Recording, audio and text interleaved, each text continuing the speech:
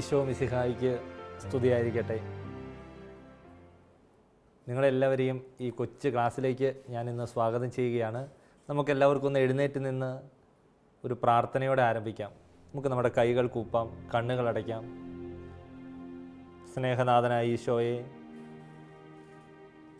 അങ്ങയുടെ കുർബാനയെ ആഴത്തിൽ അറിഞ്ഞ് മനസ്സിലാക്കി അവയെ സ്നേഹത്തോടെ അർപ്പിക്കുവാൻ ഞങ്ങളെ യോഗ്യരാക്കണമേ എന്ന് ഈ നിമിഷം ഞങ്ങൾ പ്രാർത്ഥിക്കുകയാണ്.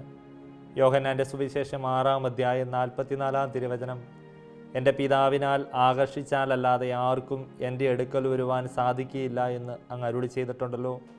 അങ്ങയുടെ വലിയ ആകർഷണത്തിൽ ഇവിടെ ആയിരിക്കുന്ന ഞങ്ങളിലേക്ക് നല്ല ബോധ്യങ്ങളും നല്ല അറിവുകളും നൽകി ഞങ്ങളെ അങ്ങയുടെ സ്വന്തമാക്കി തീർക്കണമേ എന്ന് പ്രാർത്ഥിക്കുന്നു. ഞങ്ങളുടെ ബുദ്ധിയെ പ്രകാശിപ്പിക്കണമേ, ഞങ്ങളുടെ മനസ്സിനെ ജ്വലിപ്പിക്കണമേ, ഞങ്ങളുടെ കൂടെ വസിക്കണമേ. നിത്യം പിതാവിൻ്റെയും പുത്രൻ്റെയും പരിശുദ്ധാത്മാവിൻ്റെയും നാമത്തിൽ ആമേൻ. നിങ്ങൾക്ക് എല്ലാവർക്കും സുഖമല്ലേ? എല്ലാവരും നല്ല സന്തോഷത്തോടെയും സ്നേഹത്തോടെയും ആയിരിക്കണമെന്ന് ആദ്യം ഓർമ്മിപ്പിക്കുന്നു. നമ്മൾ വിശുദ്ധ കുർബാനയെക്കുറിച്ച് മനസ്സിലാക്കി പഠിച്ചുകൊണ്ടിരിക്കുകയാണ്. എന്തിനു വേണ്ടിയാണ് നമ്മൾ വിശുദ്ധ കുർബാനയെക്കുറിച്ച് പഠിക്കുകയും അറിയുകയും ചെയ്യുന്നത്? ആര് എന്തിനെക്കുറിച്ച് കൂടുതൽ അറിവുള്ളവരാകുന്നുവോ അതിനെ കൂടുതൽ സ്നേഹിക്കുന്നവരാകും. ഇതാണ് നമ്മൾ ഒരു കാര്യം അറിയുകയും പഠിക്കുന്നതിൻ്റെയും പിന്നിലുള്ള കാര്യം. കൊണ്ട് നമ്മൾ വിശുദ്ധ കുർബാനയെക്കുറിച്ച് ഇന്ന് കൂടുതൽ പഠിക്കുന്നത്, അതിൻ്റെ കർമാനുഷ്ഠാനങ്ങളെക്കുറിച്ച് പഠിക്കുന്നത്, ഈശോയെ സ്നേഹിച്ച് ഈശോ നമുക്ക് വേണ്ടി അർപ്പിച്ച ബലിയിൽ കൂടുതൽ സ്നേഹത്തോടെ കൂടുതൽ സമർപ്പണത്തോടെ പങ്കുചേരാൻ വേണ്ടിയാണ്. അതുകൊണ്ട് നിങ്ങളെല്ലാവരും കൂടുതൽ താല്പര്യത്തോടെ ഈ ക്ലാസ്സിൽ പങ്കുചേരണം. നമുക്കറിയാം വിശുദ്ധ കുർബാനയുടെ ലക്ഷ്യങ്ങൾ. നിങ്ങൾ വിശുദ്ധ കുർബാനയുടെ ക്ലാസ് തുടങ്ങിയതാണ്. വിശുദ്ധ കുർബാനയുടെ ലക്ഷ്യം എന്തെന്ന് ആർക്ക് പറയാം? നിങ്ങൾ പറയുന്ന ഉത്തരം ശരി തന്നെ. ഞാൻ നിങ്ങൾ പറഞ്ഞ ഉത്തരങ്ങളെ ഒന്ന് സംക്ഷിപ്ത രൂപത്തിൽ ഇവിടെ പറയാം. വിശുദ്ധ കുർബാനയുടെ ഒന്നാമത്തെ ലക്ഷ്യമെന്ന് കർത്താവിനോട് ചേർന്ന് സ്വർഗവാസികളോട് ചേർന്ന് സൃഷ്ടാവും പിതാവുമായ ദൈവത്തിന് സ്തുതി അർപ്പിക്കുക എന്നതാണ്. രണ്ടാമത്തേത് നല്ല കള്ളനോട് ചേർന്ന് നല്ല കള്ളനെ പോലെ ഈശോയോടൊത്ത് പാപമോചനവും രക്ഷയും പ്രാപിക്കുക എന്നുള്ളതാണ്. മൂന്നാമത്തെ ലക്ഷ്യം എമാവൂസിലേക്ക് പോയ ശിഷ്യന്മാരെ പോലെ ഈശോയോടൊത്ത് വസിച്ച് ഈശോ നൽകിയ പ്രേക്ഷിത വേല ചെയ്യുക എന്നുള്ളതാണ്. അതുകൊണ്ട് ഈ 3 ലക്ഷ്യങ്ങളും ഈ ക്ലാസ് കൂടുമ്പോൾ നിങ്ങളുടെ മനസ്സിലുണ്ടാകണം. ദൈവപിതാവിന് സ്തുതികൾ അർപ്പിക്കണം, നല്ല കള്ളനെ പോലെ പാപമോചനവും രക്ഷയും പ്രാപിക്കണം, എമാവൂസിലേക്ക് പോയ ശിഷ്യന്മാരെ പോലെ ഈശോയ്ക്ക് വേണ്ടി പ്രേക്ഷിത വേല ചെയ്യണം. നമുക്കറിയാം വിശുദ്ധ കുർബാനയ്ക്ക് 7 ഭാഗങ്ങളുണ്ട്. നിങ്ങൾ ഇതിൻ്റെ ആമുഖ ശുശ്രൂഷയും വചന ശുശ്രൂഷയും എന്തെന്ന് മനസ്സിലാക്കി. ഇനി നമ്മൾ ഇന്ന് മനസ്സിലാക്കുന്നത് ഒരുക്ക ശുശ്രൂഷയാണ്. എന്താണ് ഈ ഒരുക്ക ശുശ്രൂഷ? എന്തിനു വേണ്ടിയുള്ളതാണ് ഈ ഒരുക്കം? എങ്ങനെയാണ് ഒരുങ്ങേണ്ടത്? ഇതൊക്കെയാണ് നമ്മൾ പഠിക്കുന്നത്. എന്തിനു വേണ്ടിയുള്ളതാണ് ഒരുക്കം? ആർക്ക് പറയാം? യെസ്, മിടുക്കൻ, പറഞ്ഞ ഉത്തരം ശരി തന്നെ.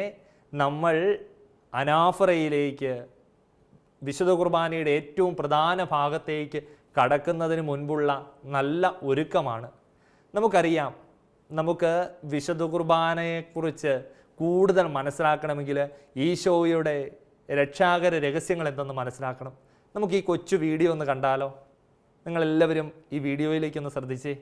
റോമ ഗവർണറായിരുന്ന പന്തിയോസ് പീലാത്തോസ് യഹൂദ മത നേതാക്കന്മാരുടെ ആവശ്യപ്രകാരം ഈശോയെ കുരിശുമരണത്തിലേക്ക് വിധിച്ചു. നിരവധി പീഡനങ്ങൾക്കു ശേഷം അവിടുത്തെ ഗാഗുൽത്തായിലേക്ക് കൊണ്ടുപോയി. ദീർഘമായ പീഡാനുഭവ യാത്രയുടെ അവസാനം കപാലം എന്ന് വിളിക്കുന്ന സ്ഥലത്ത് അവിടുത്തെ കുരിശിൽ തറച്ചു. ദാഹിച്ചപ്പോൾ അവിടുത്തേക്കായി നൽകിയ വിനാഗിരി സ്വീകരിച്ച ശേഷം അവിടുന്ന് അരുളി ചെയ്തു, എല്ലാം പൂർത്തിയായിരിക്കുന്നു. വീണ്ടും അവിടുന്ന് നിലവിളിച്ചു പറഞ്ഞു, പിതാവേ, അങ്ങയുടെ കൈകളിൽ എൻ്റെ ആത്മാവിനെ ഞാൻ സമർപ്പിക്കുന്നു. ഇത് പറഞ്ഞിട്ട് അവിടുന്ന് ജീവൻ വെടിഞ്ഞു. അരിമത്യാക്കാരൻ യൗസേപ്പും ഈശോയുടെ ബന്ധുക്കളും ചേർന്ന് അവിടുത്തെ മൃതശരീരം അടുത്തുണ്ടായിരുന്ന ഒരു കല്ലറയിൽ സംസ്കരിച്ചു. എന്നാൽ 3-ാം ദിവസം അവിടുന്ന് വിജയപ്രതാപവാനായി ഉദ്ധാനം ചെയ്തു. ഈശോയിൽ പൂർത്തിയാക്കപ്പെട്ട രക്ഷാകര സംഭവത്തിന്റെ മുഴുവൻ ആഘോഷമാണ് വിശുദ്ധ കുർബാന. ഈ മിശിഹ രഹസ്യത്തിന്റെ കേന്ദ്ര സംഭവങ്ങളായ ഈശോയുടെ പീഡാസഹനം, മരണം, ഉത്ഥാനം എന്നീ രഹസ്യങ്ങളിൽ അനാഫുറ സവിശേഷമായ വിധത്തിൽ നമ്മെ പങ്കുചേർക്കുന്നു.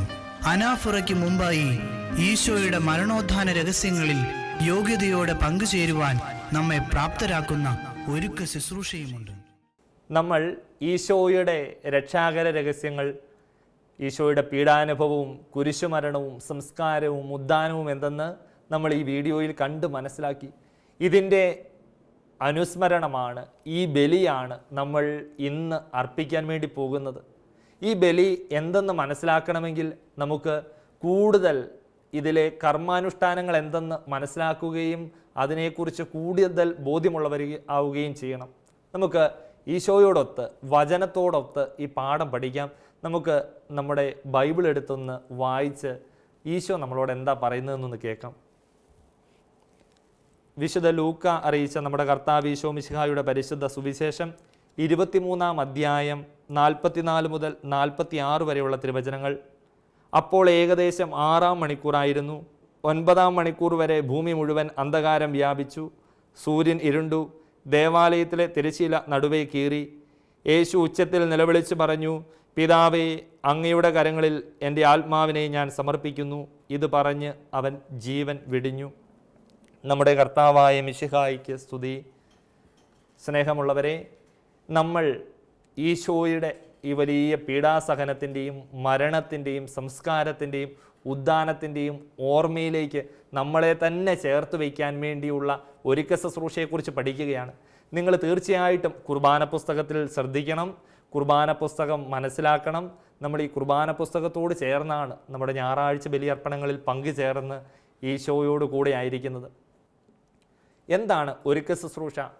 ഈശോയുടെ പീഡാനുഭവ, കുരിശുമരണ, സംസ്കാര, ഉദ്ധാന രഹസ്യങ്ങളെ നമ്മൾ വിശുദ്ധ കുർബാനയിൽ അർപ്പിക്കുമ്പോൾ കൂടുതൽ തീവ്രതയോടെ അതിനോട് ചേർന്ന് മനസ്സിലാക്കുവാനും പങ്കുചേരുവാനും പരിശ്രമിക്കുന്നതിൻ്റെ ഭാഗമായി നമ്മൾ എടുക്കുന്ന തയ്യാറെടുപ്പുകളെയാണ് ഒരുക്ക ശുശ്രൂഷയിൽ നമ്മൾ മനസ്സിലാക്കുന്നത്. 2 വിധം ഒരുക്കങ്ങളുണ്ട്. ഒന്ന് ഭൗതികമായ ഒരുക്കം, 2 ആധ്യാത്മികമായ ഒരുക്കം. ഭൗതികമായ ഒരുക്കം എന്ന് പറയുന്നത് തിരുവസ്തുക്കളുടെ ഒരുക്കം, തിരുവസ്തുക്കളുടെ സമർപ്പണം, തിരുവസ്തുക്കളെ ശോശപ്പ് കൊണ്ട് മൂടൽ. നമ്മൾക്ക് ഇനി ഈ ഒരുക്ക ശുശ്രൂഷയിലെ കർമ്മവിധികളെക്കുറിച്ച് ഒന്ന് മനസ്സിലാക്കാൻ വേണ്ടി പരിശ്രമിക്കാം. ഒന്നാമത്തേത് തിരുവസ്തുക്കളുടെ ഒരുക്കമാണ്. നിങ്ങൾ ഈ ചിത്രത്തിൽ കാണുന്നത് പോലെ ഈ സമയം കാസയിലേക്ക് വീഞ്ഞൊഴിക്കപ്പെടുന്നു, പീലാസയിലേക്ക് അപ്പം ഒരുക്കപ്പെടുന്നു. എന്താണ് ഇത് അർത്ഥമാക്കുന്നത്? ഇതെന്താണ് അർത്ഥമാക്കുന്നതെന്ന് നമ്മൾ മനസ്സിലാക്കണമെങ്കിൽ ഈ സമയം പുരോഹിതൻ ചെല്ലുന്ന ഒരു പ്രാർത്ഥന എന്തെന്ന് നമ്മൾ അറിയണം. പടയാളികൾ ഒരുവൻ വന്ന് ഈശോയുടെ തിരുവിലാവിൽ കുന്തം കൊണ്ട് കുത്തി. ഉടനെ അവിടെ നിന്ന് രക്തവും വെള്ളവും പുറപ്പെട്ടു. ഈശോയുടെ പീഡാസഹനത്തെക്കുറിച്ചാണ് ഇവിടെ ദ്യോതിപ്പിക്കുന്നത്. നമ്മളിനി മനസ്സിലാക്കേണ്ടത് സഭാപിതാവായ വിശുദ്ധ സിപ്രിയാൻ പറയുന്ന ഒരു വാചകമാണ്. മിശിഹായുടെ പ്രതിരൂപമാണ് വീഞ്ഞ്, സഭയുടെ വിശ്വാസികളുടെ പ്രതിരൂപമാണ് വെള്ളം. അങ്ങനെ മിശിഹായിലേക്ക് അലിഞ്ഞു തീരുന്ന വിശ്വാസികളുടെ സമൂഹമാണ് വിശുദ്ധ കുർബാന അർപ്പിക്കുന്നത് എന്നുള്ള വലിയ ഓർമ്മപ്പെടുത്തൽ നമുക്കുണ്ടാകണം. അതുകൊണ്ട് ഈ സമയം കുട്ടികളായ നമ്മൾ ചെയ്യേണ്ടത് നമ്മുടെ ജീവിതത്തിൻ്റെ കുറവുകളെയും നമ്മുടെ ജീവിതത്തിൻ്റെ നിറവുകളെയും നമ്മുടെ ജീവിതത്തിൻ്റെ പ്രാർത്ഥനാ നിയോഗങ്ങളെയെല്ലാം ക്രിസ്തുവാകുന്ന വീഞ്ഞിനോട് ചേർത്ത് വെള്ളമാകുന്ന നമ്മുടെ മനസ്സിനെയും ഹൃദയത്തെയും നമ്മുടെ ജീവിതത്തെയും ലയിപ്പിച്ച് ചേർക്കണം. അതുകൊണ്ട് വിശുദ്ധ കുർബാന അർപ്പണത്തിൽ ഈ തിരുക്കർമ്മത്തിൽ പങ്കുചേരുമ്പം നമുക്ക് നമ്മളെ തന്നെ ക്രിസ്തുവിനോട് ചേർത്ത് നിർത്താം. രണ്ടാമത്തെ കർമാനുഷ്ഠാനം എന്ന് പറയുന്നത് അനാഫറയിൽ പങ്കെടുക്കുന്നവരുടെ യോഗ്യതയെക്കുറിച്ചാണ്. നമ്മൾ ഇപ്രകാരം നിങ്ങൾക്ക് ഇവിടെ വായിക്കാൻ വേണ്ടി പറ്റും. ശുശ്രൂഷി നൽകുന്ന ഒരറിയിപ്പും പ്രാർത്ഥനയും. മാമോദീസ സ്വീകരിക്കുകയും ജീവൻ്റെ അടയാളത്താൽ മുദ്രിതരാവുകയും ചെയ്തവർ ഭക്തിയോടും ശ്രദ്ധയോടും കൂടെ ദിവ്യരഹസ്യങ്ങളിൽ പങ്കുകൊള്ളട്ടെ. ഈ ഒരു പ്രാർത്ഥനയുടെ അടിസ്ഥാനം എന്നത് എത്രമേൽ യോഗ്യതയോടെ, എത്രമേൽ ഒരുക്കത്തോടെ, എത്രമേൽ പരിപൂർണതയോടെ നമ്മൾ ഓരോരുത്തരും വിശുദ്ധ കുർബാന അർപ്പണങ്ങൾ പങ്കുചേരണമെന്നുള്ളതാണ്. നിങ്ങളെല്ലാവരും ഈ പ്രാർത്ഥന ഹൃദയസ്ഥമാക്കാൻ വേണ്ടി പരിശ്രമിക്കണം. മാമോദീസ സ്വീകരിക്കുകയും ജീവൻ്റെ അടയാളത്താൽ മുദ്രിതരാവുകയും ചെയ്തവർ ശ്രദ്ധയോടും ഭക്തിയോടും കൂടെ വിശുദ്ധ രഹസ്യങ്ങളിൽ പങ്കുകൊള്ളട്ടെ. സ്നേഹമുള്ളവരെ, നമ്മൾ ഈ പ്രാർത്ഥന ചെല്ലുമ്പം നമ്മുടെ മനസ്സിലേക്ക് കൊണ്ടുവരേണ്ടത് പുരാതന കാലത്തെ ഒരു ആചാരമാണ്. മാമോദീസ സ്വീകരിക്കാത്തവരും വിശുദ്ധ കുർബാന സ്വീകരിക്കാത്തവരും അന്ന് വിശുദ്ധ കുർബാന അർപ്പണത്തിൽ തുടർന്ന് പങ്കുചേർന്നിരുന്നില്ല. അതുകൊണ്ടാണ് ഇപ്രകാരം ഒരു പ്രാർത്ഥന എഴുതി വച്ചിരിക്കുന്നത്. അതുകൊണ്ട് നമ്മളും തികഞ്ഞ യോഗ്യതയോടുകൂടെ വിശുദ്ധ കുർബാന അർപ്പണത്തിൽ തുടർന്ന് പങ്കുചേരുവാൻ ഞങ്ങളെ യോഗ്യരാക്കണമേ എന്ന് നമുക്ക് ഈശോയോട് പ്രാർത്ഥിക്കേണ്ട സമയമാണ്. ഇനി നമ്മൾ കണ്ടുമുട്ടുന്ന അടുത്ത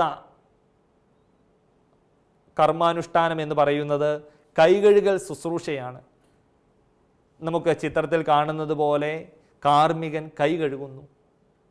ശ്രേഷ്ഠമായ കർമ്മം നടത്തുന്നതിന് മുമ്പ് തന്നെ വിശുദ്ധീകരിക്കാൻ വേണ്ടിയാണ് കാർമ്മികൻ ഇത് ചെയ്യുന്നത്. കാർമ്മികൻ ചെല്ലുന്നത് തനിക്ക് വേണ്ടിയും ഈ ബലിയിൽ പങ്കെടുക്കുന്ന വിശ്വാസികളുടെ കൂട്ടായ്മയ്ക്ക് വേണ്ടിയും മഹാസമുദ്രത്തിൽ, കരുണയുടെ മഹാസമുദ്രത്തിൽ കടങ്ങളും പാപങ്ങളും കഴുകിക്കളയട്ടെ എന്നുള്ള വലിയ പ്രാർത്ഥനയോടെ പ്രാർത്ഥിക്കുകയാണ്. നമ്മൾ കുട്ടികളായ നമ്മൾ ഓരോരുത്തരും വിശുദ്ധ കുർബാനയിൽ പങ്കുചേരുമ്പം നമ്മൾ ശ്രദ്ധിക്കേണ്ടത് നമുക്കും കടങ്ങളും പാപങ്ങളും ഇളച്ചു കിട്ടുവാനും കർത്താവിൻ്റെ മഹാസമുദ്രത്തിൽ, കൃപാസമുദ്രത്തിൽ ഇവ മുഴുവൻ കഴുകപ്പെടുവാൻ വേണ്ടി നമ്മൾ ആഗ്രഹിക്കണം. അടുത്ത കർമാനുഷ്ഠാനം എന്നുള്ളത് ബലിവസ്തുക്കളുടെ സമർപ്പണവും ദിവ്യ രഹസ്യ ഗീതവുമാണ്. നമുക്കറിയാം, നമ്മൾ ചിത്രത്തിൽ കാണുന്നുണ്ട്, വൈദികൻ ഒരുക്കി വെച്ചിരിക്കുന്ന അപ്പവും വീഞ്ഞും കാസയും പീലാസയും എടുത്തുകൊണ്ട് ബലിപീഠത്തിലേക്ക് വരുന്നു. എന്താണ് ഇതർത്ഥമാക്കുന്നത്?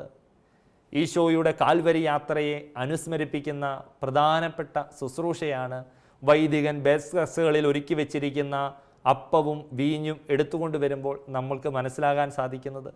അതുകൊണ്ട് ഈശോയുടെ വലിയ കാൽവരി യാത്രയിൽ നമ്മൾ പങ്കുചേരുന്ന അതേ തീവ്രതയോടെ ഈ സമയം കുട്ടികളായ നമ്മൾ ഓരോരുത്തരും പങ്കുചേരണം. പിന്നെ നിങ്ങൾ എന്നാ കാണുന്നത് അടുത്തതായിട്ട് പുരോഹിതൻ ചെയ്യുന്നത്? നിങ്ങൾ പറയുന്നത് ശരിയാണ്. പുരോഹിതൻ അപ്പവും വീഞ്ഞും കൈകൾ ഉയർത്തി, എങ്ങനെ ഉയർത്തിപ്പിടിക്കുന്നേ? കുരിശാകൃതിയിൽ ഉയർത്തി പ്രാർത്ഥിക്കുകയാണ്. ഇതെന്തിനെയാണ് സൂചിപ്പിക്കുന്നത്? ഇത് സൂചിപ്പിക്കുന്നത് പുരോഹിതൻ, കാർമ്മികൻ ഈശോയുടെ കുരിശുമരണത്തെ അനുസ്മരിക്കുകയാണ്.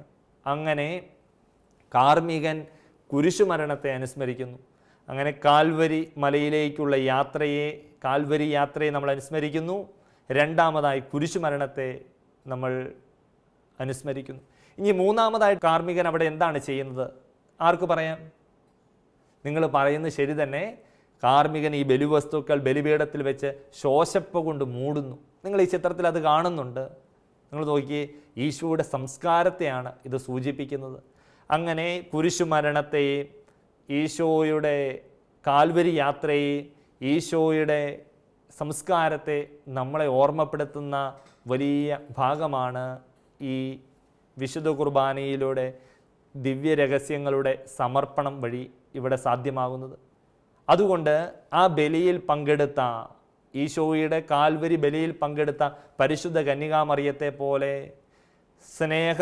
സ്നേഹത്തിൻ്റെ ശിഷ്യനായ യോഹന്നാനെ പോലെ, മഗ്ദലന മറിയത്തെ പോലെ, ശതാധിപനെ പോലെ അത്രമേൽ തീവ്രതയോടെ വേണം നമ്മൾ ഓരോരുത്തരും ബലിയിൽ പങ്കെടുക്കാനെന്നാണ് ഈശോ നമ്മളെ ഈ തിരുക്കർമ്മങ്ങളിലൂടെ ഓർമ്മിപ്പിക്കുന്നത്. തുടർന്ന് ഈ സമയം നമുക്കുണ്ടായിരിക്കേണ്ട മനോഭാവത്തെക്കുറിച്ച് അനുസ്മരിപ്പിച്ചുകൊണ്ടാണ് ദിവ്യ രഹസ്യ ഗീതം ആലപിക്കുന്നത്. നമുക്കറിയാം, ഇനി നമ്മൾ കുർബാന തുടരുമ്പോൾ എന്താണ് ആദ്യമായിട്ട് നമ്മൾ പ്രാർത്ഥിക്കുന്നത്? നിങ്ങൾ പറയുന്ന ഉത്തരം ശരിയാണ്. മിടുക്കർ പിള്ളേർ താതനും അതുപോലെ എന്ന് പറയുന്ന ഗാനം ആലപിച്ചുകൊണ്ടാണ്. ഇതിൽ നമ്മൾ എന്തൊക്കെയാണ് അനുസ്മരിക്കുന്നത്? ശ്രദ്ധയോടെ കേൾക്കണം.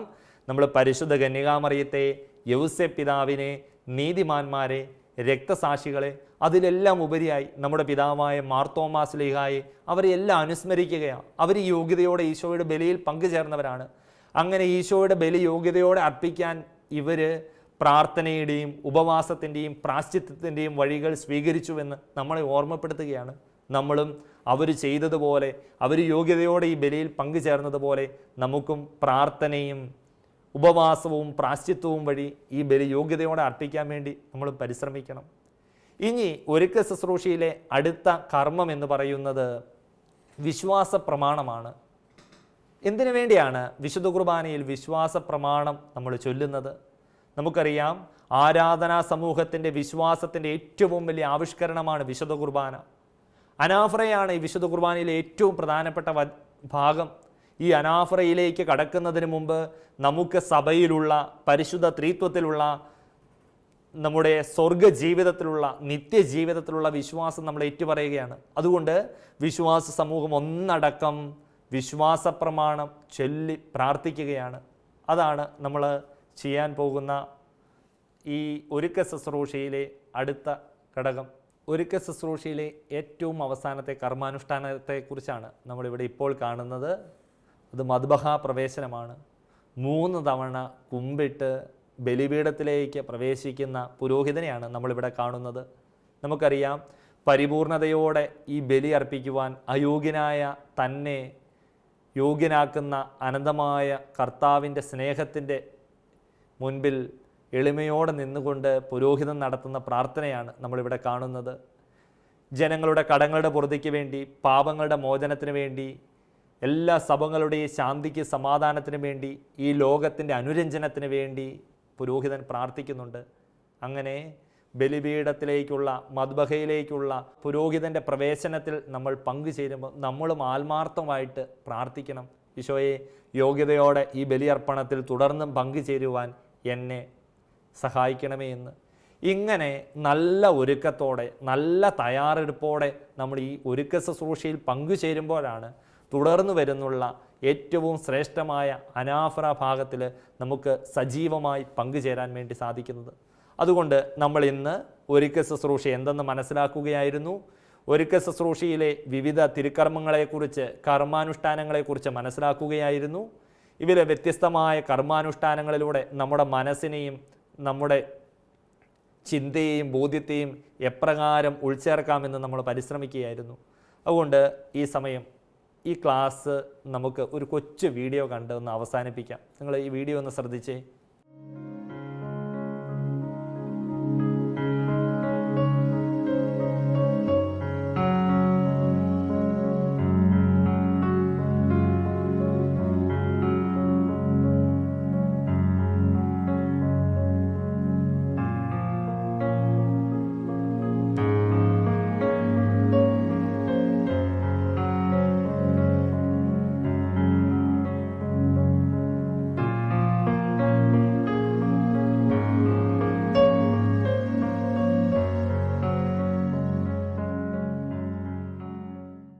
ഈ വീഡിയോയിൽ നമ്മൾ ഇന്ന് പഠിച്ച കാര്യങ്ങളെല്ലാം മനോഹരമായി പറയപ്പെട്ടിട്ടുണ്ട്. നമുക്ക് ഇന്നത്തെ ഒരു തിരുവചനം മനസ്സിൽ സൂക്ഷിക്കാനായിട്ട് ഈ തിരുവചനം നമുക്ക് പഠിക്കാം. ലൂക്കായുടെ സുവിശേഷം 23-ാം അധ്യായം 46-ാം തിരുവചനം. എല്ലാവരും ഇത് മനസ്സിൽ സൂക്ഷിക്കണം. പിതാവേ, അങ്ങയുടെ കരങ്ങളിൽ ഞാൻ എൻ്റെ ആത്മാവിനെ സമർപ്പിക്കുന്നു. എല്ലാവരും ഒന്ന് മനസ്സിൽ പറഞ്ഞ് ഈ തിരുവചനം. പിതാവേ, അങ്ങയുടെ കരങ്ങളിൽ ഞാൻ എൻ്റെ ആത്മാവിനെ സമർപ്പിക്കുന്നു. നിങ്ങൾ ഈ ക്ലാസ്സിൽ പങ്കുചേരുമ്പം നിങ്ങൾക്ക് ചെയ്യാനായിട്ടൊരു ഹോംവർക്ക് തരികയാണ്.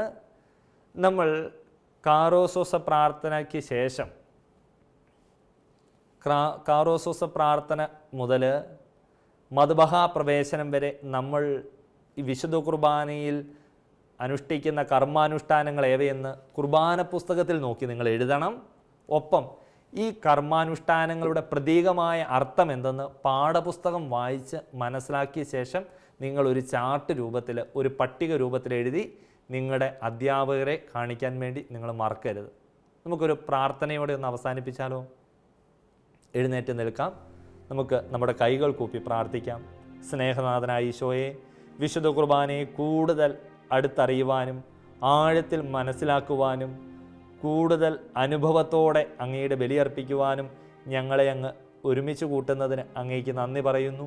ഞങ്ങളുടെ ബുദ്ധിയെ പ്രകാശിപ്പിച്ചതിന്, മനസ്സിനെ ജ്വലിപ്പിച്ചതിന്, അങ്ങയോടൊപ്പം ഈ ബലിയർപ്പിക്കാൻ ഞങ്ങളെ ഒരുക്കുന്നതിന് നന്ദി പറയുന്നു. നിത്യം പിതാവിൻ്റെയും പുത്രൻ്റെയും പരിശുദ്ധാത്മാവിൻ്റെയും നാമത്തിൽ ആമേൻ. നിങ്ങൾ ഇനി വിശുദ്ധ കുർബാന അർപ്പണത്തിൽ പങ്കുചേരുമ്പം ഒരുക്ക ശുശ്രൂഷയുടെ ഈ ഭാഗത്തെ എല്ലാ കാര്യങ്ങളും നിങ്ങളുടെ മനസ്സിൽ നിങ്ങൾ കൊണ്ടുവരണം. കൂടുതൽ ശ്രദ്ധയോടെ, ഏകാഗ്രതയോടെ, പ്രാർത്ഥനയോടെ ഈ ബലിയിൽ സമർപ്പണത്തിൽ പങ്കുചേരണം. എല്ലാവർക്കും ഈശോ മിശിഹായ്ക്ക് സ്തുതിയായിരിക്കട്ടെ.